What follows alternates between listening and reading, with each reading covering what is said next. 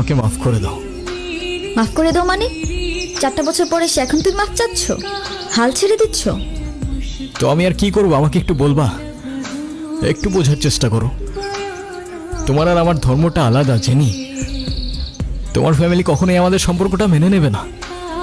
তুমি কি আমাকে ভালোবাসো না? আরে দুনিয়ার সবাই মেনে না নিলে যদি আমার প্রতি তোমার ভালোবাসাটা কমে যায় না, তাহলে থাকো, আমি চললাম। কোথায় যাচ্ছ? বাবার পছন্দের ছেলেকে বিয়ে করতে। তাহলে আমার কি হবে? তুমি তো আর আমাকে ভালোবাসো না। বাসি, অনেক ভালোবাসি। পরিবার তো মানবে না। না মানুক? সমাজ কি বলবে? সমাজের বাইরে চলে যাব। কত দূর?